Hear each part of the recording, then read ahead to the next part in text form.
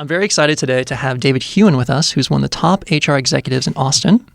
David, thank you so much for joining us. My pleasure. Thanks for inviting me. So before we dive into your experience in M&A and kind of the anecdotes that you can share with us, let's talk about your background and walk us through. Sure. So I sometimes simply say I'm an HR geek, and I come through it in a rather traditional fashion. So academically, bachelor's, master's, this is from University of San Francisco, and I had an early lucky break. So I had a champion who was willing to take me on at a big semiconductor company, NEC Electronics, Japanese-based firm.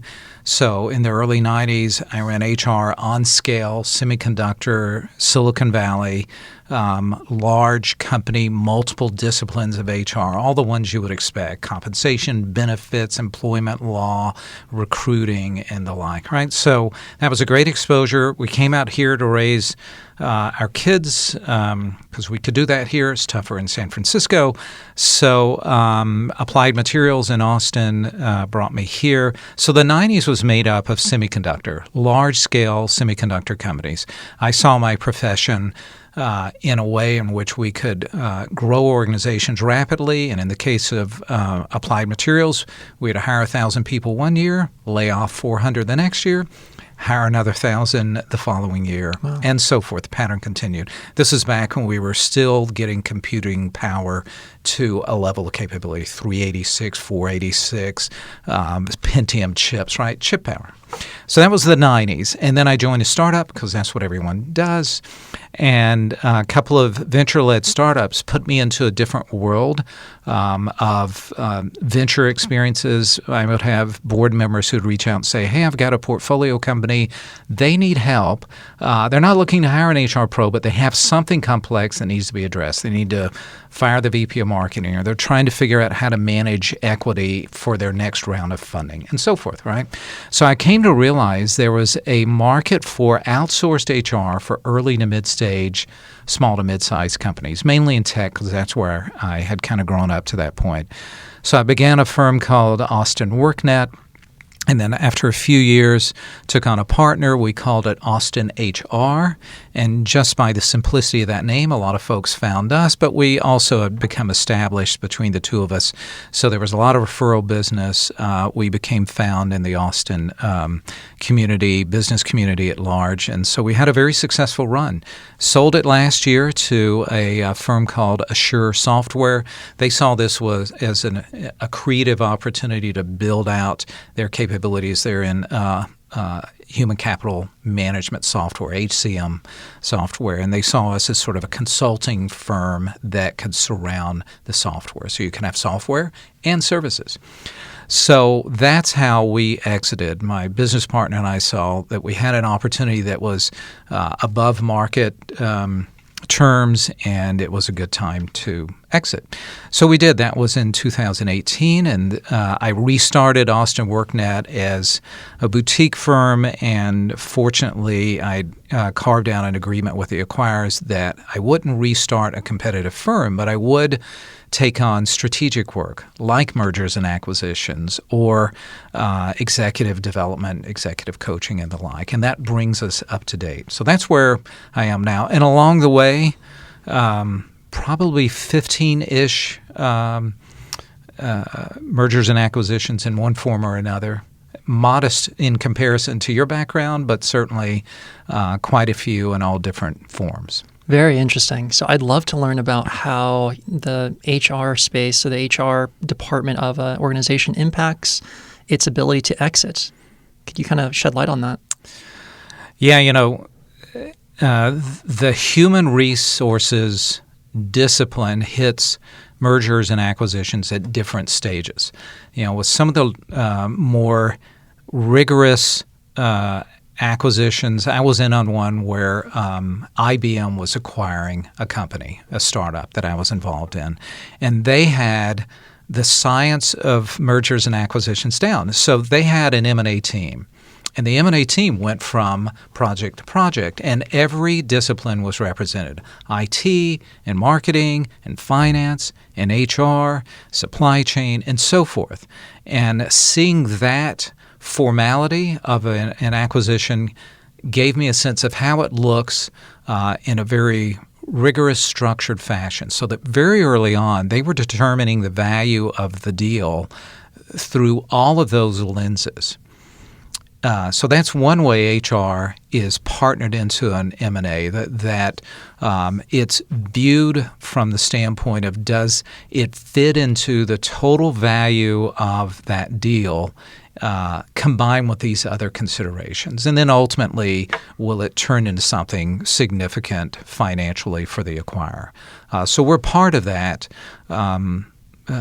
outcome, and sometimes it's a proactive sensibility that acquirers take. Far more often, I found that it's more of the reactive, oh yeah, we need to get HR involved in this after we've determined the financial value of the deal, right? The due diligence was all about, can we turn this into something significant, whether it's accretive or we're going to acquire this technology and a handful of people that go along with it. And, oh, yeah, we need to figure out all the things that are people related. So it will come much further downstream of the deal.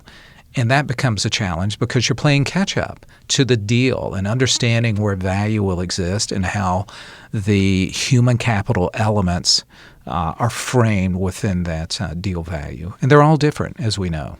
How would you define human capital in the context of the value of a company? Well, my generic response to that typically is, most companies, their biggest spend is what? People. Yeah, and in light of that, to what extent do they translate that major fixed cost into something significant? And sometimes when I'm dealing with curmudgeonly CFOs, this is the way I'll frame it back to them. If they're like, you personnel dweebs, you just make sure the transactions of your profession get done. Hire them, fire them, get the paperwork done, make sure benefits work and payroll is taken care of. But the fact of the matter is, to distinguish a company's value in the marketplace, you have to maximize the outcome of the work that people do, right? So you can either create a culture in which people come in and are allowed to take risks, to bring their creative best. It's a highly diverse organization so that you have this range of ideas. I know this sounds a bit altruistic, but the data points to this. So that's where human capital begins to shape itself into a business impact. And for those savvy leaders who get that, they're all over it. For others, we have to, again, play catch-up, just in the example I gave with M&A deals, where you may be playing catch-up because only the financial spreadsheet considerations were taken into account without all the nuances of to what extent will we be able to transition people into this organization. That's a very similar message to one of my prior guests, Krista Ensley, gave on the show last week. She is a CEO who's brought into PE-backed, private equity-backed companies to help them scale from kind of post-Series A, Series B, all the way through acquisition. And so she's been on both the buy side and the sell side. And I asked her kind of a similar question, like how do you determine value? How do you look at companies to acquire? And she mentioned culture is super important, and culture is really just people. Yeah. It's good people who like what they do and are good at what they do. So what are some of the strategies that you employ when you work with a company to create a strong culture? Well, I'll start with what I came to learn early on. Back in the early 2000s, when Cirrus Logic was sort of the poster child of growing through acquisition, they had it down to a science. And I was talking to one of their deal leaders, and the way they described their most successful deal outcomes is if following close, literally over a weekend, they would transform the sights of the company they had acquired so that come Monday morning, people had a shirt laid over their chair. They had business cards in place. They had a a summary of the software environment they would operate in and how to log on into the new Cirrus Logic setting. They had signage up there. They purposely rebranded fast because they felt that the sooner we managed change to get people to the other side, to limit resistance, to limit the fact that people said, we do things this way in our company, and we want to hold on to that history. For them, they wanted to get people rapidly adopting into the Cirrus culture. So I always use that as a point of reference. I've never seen that again, but it fascinated me because they wanted to turn the corner on people resistance and hanging on to history, hanging on to process, and that makes a lot of sense to me. But every deal's different, right? And so in other cases, you may not want to pull people in and have them adopt your brand. You may be buying their brand and you want to keep it in place and intact. And you may want to assert, don't change a thing. We bought you for the value that you bring in and of itself, fully contained. Carry on and we'll take a slice of your value, which is kind of cool because once people are assured of that, then they're like, okay, I can get up in the next morning and breathe again. I'm going to report into the same boss, do the same work, right? Operate generally in the same environment. So that's a different form. I mean, those are two ends of a spectrum, of a workable spectrum. Everything between those two are kind of mushy. Right? They're all a bit of a M&A mess to a greater or lesser extent. It's challenging. What are the stats on successful acquisitions? It's very low, right? Most don't work. And why do you think that is? Well, I have a bias. So, there is a large human capital component to this. Certainly, deals I've been involved in which the intent was to acquire assets that significantly included people, had to be very carefully considered. What culture are you taking on? How different is that culture from the acquirer's culture? How different are practical things such as the benefits plans from one organization to another, the compensation plans, the agreements that executives had that were unique to their arrival at the acquired company. What if they had a change of control that essentially accelerated a lot of conditional things that hadn't been fully surfaced in the due diligence? So these conditional elements, benefits, compensation, distinction in culture, just how things work, conservative company, progressive company, dramatically different systems and processes on how work flows through and gets done and the extent to which the technology environments are different. All those things slow down the production of work, right? All those are barriers against coming from a highly productive organization in which you're churning out loads of work fast and you have highly pleased customers to now in this newly acquired organization, people aren't sure how things work. And so they slow down. They question whether I want to be here. The way I frame it is, where's their commitment level post-acquisition? If their commitment's level is low, they pull back their level of work, their level of creativity they bring to work. And now you're a less competitive company. And thus that then plays into it. And one or two critical, influential people leave. And when they leave, people look at that and say, that's a sign. If that person leaves, has left, and I viewed them as a critical influencer, I'm not convinced this is going to work for me. So people start to get distracted elsewhere.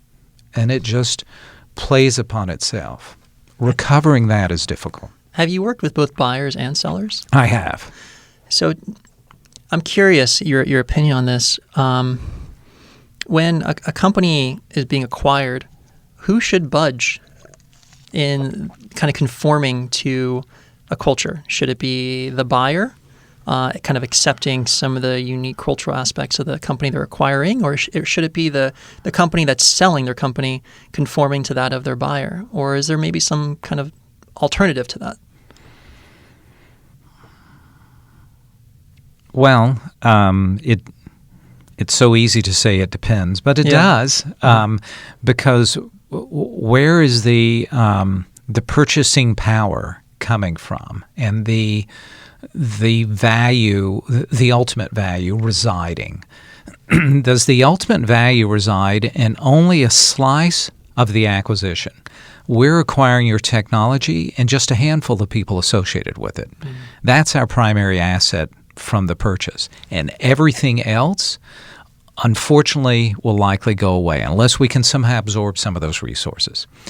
And it could be that we as the acquirer may say, it's our intent, and I'm not trying to say this cynically, because there could be best intentions here.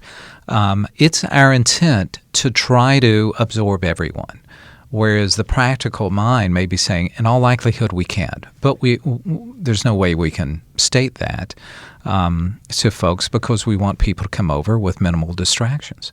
So that's one condition. There's a core technology we want. But on the other end of the spectrum, I had a deal recently in which a company was effectively, the acquirer was purchasing in a carve-out a number of clients. So let's just say 500 clients have value. They want those clients. In order to bring those clients over without disruption, they really need to bring over the resources and the relationships that come with them. Otherwise, the clients will say, this feels different. I'm not getting the service and support that I was accustomed to. I know you have a new acquirer. There's a new owner. There's a new brand. This doesn't feel right. And thus, value diminishes possibly rapidly if this is a dramatic shift in how service is provided, how support is provided. So that's a different type of human capital impact. Yeah. So it does, get based on where's value placed, where's kind of the power of the deal residing. It's a challenge. That makes a lot of sense. Can you share a story of where a poor HR infrastructure led to a failed acquisition? Sure. It's not uncommon. I'll go back to the IBM example. So IBM has a history and very mature processes and a way of doing things that are very established. And they acquired a startup which has all the elements that we would know and see in the startup world, right? Beer Fridays and very casual ping pong contests were a common thing that occurred within this organization. And this was the one I'm thinking of occurred about 12, 13 years ago. So in that setting, the HR support for the startup was really designed to allow for and reinforce that casual culture. They were the furthest thing from HR police. So a lot of things were allowed to exist. And so there's sort of this risk continuum. The risk continuum in the case of the startup was very low. Yeah, what we will allow risk, right? Where in the case of the IBM side of the acquisition, they were rolling in, I think there were 3 or 4 HR professionals. And I know one stayed, the other 3 left because in part it just wasn't fun anymore. And it felt too restrictive. And this is not what they signed up for. And they didn't want to get wrapped up into the political malaise and the complexities of just getting things done fast, which can be replicated in really any discipline. So that's what I see, not only in the HR discipline, but in marketing. And so just name it, right, is that if a much larger entity acquires a very small entity, that gets to be a challenge in and of itself, because just the nimbleness of a small company culture being rolled into a larger one is a challenge as to whether people are going to fit into that setting. It's different for them. Some people come to realize, I just like working in small companies. And the way I came to realize that was after I had been acquired and worked in a larger company for a period of time. Do you have a story of where that scenario turned out favorably? A success story? The first acquisition I was involved in, this would have been 23-ish years ago, was with Applied Materials, large semiconductor manufacturing company. And they had a business unit that they called gas panels. And they wanted to outsource, or not outsource, but effectively carve that out and sell that off to a very large, much larger global company that does business in the liquids space. They were in all sorts of liquids, including water. And so this was 23 years ago. Water was becoming recognized as a tremendously precious resource. This is before the notion of that we would have water in bottles just routinely available to us. And they were sort of an early adopter of that notion, or maybe they introduced that notion that water actually could be sold side by side with sodas. Who would have thought this? And have effectively the same value. So anyway, I'm getting off track. So that acquisition was done with all the diligence that I described with the IBM deal. Much larger company. They had their acquisition team. They were very disciplined in how they considered whether deal value would occur. They were very thoughtful on project integration planning so that when the switch was flipped, it would be seamless, and that the employees would get actually greater value to every element of their work experience coming in. And that was purposeful on their part. So an employee would wake up the next morning and not only feel like they were doing the same thing, and in this case they would be adopting themselves into different processes. They would actually move to a different site, at least reasonably within the same metropolitan area. So there were changes they were going to face, but they were going to make more money. They were going to have richer benefits. And in some cases, they would take on more meaningful responsibility. This was such a purposeful, intentional thing on the part of the acquirer that these employees came in and they had a chance to thrive. They actually knew what their career path would look like. That's how smart these folks were. Is they said, we value you in your current role, and here's what a professional growth path could look like for you. Here's where you have a chance to continue to develop your skills, and we'll help pay for that. So what an incredible story they told. And that's what distinguishes, I think, the potential for a successful deal. Are you telling a great story that people can project themselves into?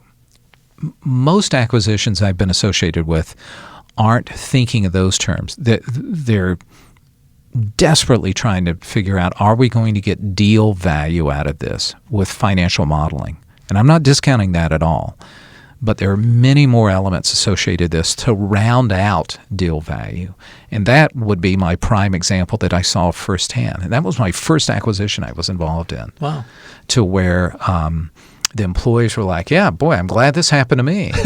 And you don't face that too many times where people say, I'm so glad we were acquired.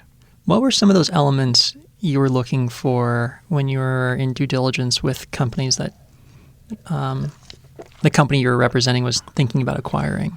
When in approaching it from like an HR perspective, a culture perspective, what were some of the due diligence items you look for? Well, I have an exhaustive punch list of things, and many of those are the practical ones that I've already shared with you, because it will feed into cultural considerations. It's a telling sign. If a company that's being acquired has been doing a number of things that cause people to feel like this is a great place, they're already telling a great story to their employees, and we're able to get that sense. There's a recent one in which a company is acquiring a carved-out organization, and the employees have benefits almost fully paid for them. This is a rarity now in this sort of business climate that we're in, because medical benefits are so much, employees are taking more and more of the share of the load. We know that, right? It's sort of the social story of the moment. But anyway, here's a rare condition in which employees had most of the benefit premiums paid for them. The 401k match was very rich, like up to 8% matching participation. Phenomenal. Pet insurance. Right. And a number of other perquisites that you typically wouldn't see. And so the acquirer discounted that, not taking into account what would be at stake. In fact, even further, to make this an even uglier story, the acquirer determined that when we lay people off, because they knew they wouldn't be able to keep everyone, they decided, there's no need to bake in any severance costs. And so can you imagine? So these employees who had had a rich, wonderful work experience, they spent most of their daylight hours with these other people around them. So they had formed significant social and personal relationships. And then this acquirer comes along, and the acquirer wants to get deal value, yet they hadn't thought of any of these conditional things. And so they gave them much lower, less rich benefits. They laid some people off and gave them virtually nothing in terms of severance. And the practice and the history of the company that had these employees on staff for years was, even though they didn't state it from a policy, they had a practice of several weeks per year of service. So they would at least know they would be able to land with some financial cushion. So the combination of all these things, the way I view this, Mark, is that anything that you do that impacts an employee and they ultimately leave, the retained employees take a look at that and they make a determination, can I sign up for that company that's acquired me based on how they treated my friend that I worked beside who's suddenly gone? Thus, deal value is eroding. I think that's our theme here is, how do you maintain deal value? You've got to do the extra work from a human capital perspective. What are some strategies can most companies apply in the human capital management, their strategic human capital management area that could benefit them from a value perspective? Well, this will sound self-serving, but bringing in a higher-level human capital expert to partner with you in doing the due diligence early on will give you a sense of what ultimate deal value can look like and what are the strategies for alignment of all the things that we've been talking about or I've been sharing with you that will ultimately result in a better outcome. And the reason why I recommend a third party is because the third party brings no bias. They have no history. They have no personal preference associated with it. If they're worth their salt, they just bring best practices. And they can also call BS if someone has such an overriding interest that is off the rails of a reasonable business assessment, a metric that just doesn't jive with what we know to be a preferred outcome. So that would be my recommendation. That can't always occur. If I could shift a little bit, I can recall an acquisition, more than one that I've been involved with, that was in essence a fire sale. So when companies may be months or weeks away from reaching their burn stage in which they just have no more cash available to them, then they don't have the luxuries of what we've been talking about. They simply need to find an exit rapidly, and they're not going to get anywhere near the value they were hoping for. They could have been issuing stock through multiple rounds of funding. Employees may get nothing in terms of deal value. Recent investors may get only pennies on the dollar. The early investors may get something, right? So in those cases, we simply don't have the luxury of going through all the rigor that I've been describing to you, right? Then it becomes, then it is much more transactional out of necessity, because you can't even really apply financial resources into the support structure that you would prefer to have to make this happen. But if it's fire sale, you're really trying to just cull out some amount of value. About how long does it take to employ some of the strategies that you use? It really does depend on a number of things. Is it a global deal, right? So you've got, and could there be more than one subsidiary that's being rolled up and in, right? There are all these conditional things that can make it more challenging. I just got a call this morning from a PE firm who said we need to close this deal in 90 days and get it up and running. Wow. Now, you're raising your eyebrows. I'm so accustomed to that now that, I don't blink an eye. But and this one's a carve-out, about 400 head count, and this is only through a brief conversation so far. But, they may be buttoned up, and this could be very straightforward. We have our punch list. We move through these things as I've been talking about, and this could go like clockwork. So 90 days could be relatively straightforward. I think the deal we had with my company, now we were a modest under $10 million local service company, right, with all of our employees effectively intact.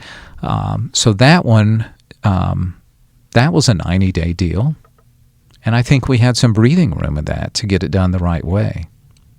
Yeah. When should companies bring in someone who's an experienced HR consultant? Maybe not necessarily in light of an acquisition, but just to kind of set best practices. I can't think of when they would not want to.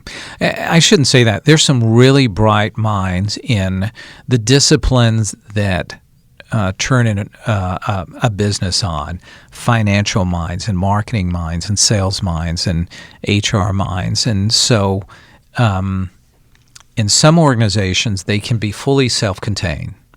And by knowing how things work within the four walls of the organization, the uniqueness of that, you may be perfectly fine. But there's plenty to be said for bringing in an outside perspective to check your point of view, to learn where the best practices are. And naturally, I have a leaning towards that because it happens to be what I do. But we find that time and time again, if people only define themselves, this is even in larger companies. I mean, you can be, I kiddingly used to say, hey, if people come from the town of Dell, then all they know is the town of Dell, right? They get their dry cleaning done at Dell. They have breakfast, lunch, and dinner at Dell. They get married and divorced and have an affair, all within the town of Dell. So the downside with fully defining yourself within the town of Dell is that you may be missing out on a number of interesting best practices that are out there that may be of value to the way you're trying to solve problems. And I'm picking on Dell because the fact of the matter is Dell is now very well known for going outside of its four walls to constantly look at where the best practices are and to bring them in to accelerate themselves and position themselves well into the market space because they've learned over the years. I think Michael Dell's on record for saying that's where we lost our way, is we felt like we owned the world and we knew the world and we defined everything about the world, our world. What advice would you have to companies thinking of selling their company? And the advice here being from the human capital perspective.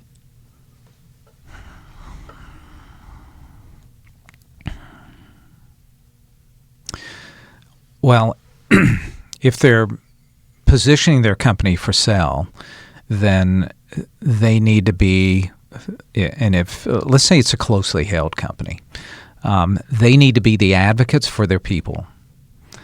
from early on, they need to be not only representing those other disciplines operationally and financially, but also from a human capital perspective. Not in an overly altruistic, caring of people they love perspective, which is great and they should, but from a practical getting them over the threshold into the new work environment so that they can be contributors to the value of this deal. I would think that most owners of companies, leaders of companies, they have a vested interest in making that deal successful, even though they may be stepping away from it. That was certainly my case. I was so sad when any of my employees left because those employees signed up to work for me and my business partner, and because they felt they could trust us, and they attached their professional futures to us. So if any of them left because they didn't feel like the deal was aligned to their interest, I felt sad about that. And I think other leaders of organizations who are positioning a company for sale, from a human capital perspective, they have a better chance of making that deal successful if they lead with financial outcomes and people outcomes perfectly aligned from day one. And last question is, what advice would you have to buyers of companies from a human capital perspective when considering an acquisition? Same applies. Yeah. From the earliest days. And again, some of this is very practical. It's amazing how I've been called in, my firm's been called in so often to play catch up. They're way down the path of doing all the other diligence elements, and then we're called in, and I could tell you so many war stories that we're playing catch up, and they now are hitting all sorts of aha moments that they get and consider. So same thing applies, Mark, is at the early stage, align financial value with human capital value. You got a fighting chance for a deal to be successful. It makes perfect sense. David, thank you so much for your time today. Thank you, Mark. And where can people go to learn more about you and your firm? AustinWorkNet.com. Fantastic. Thank you so much. Yeah, thank you. It was a pleasure.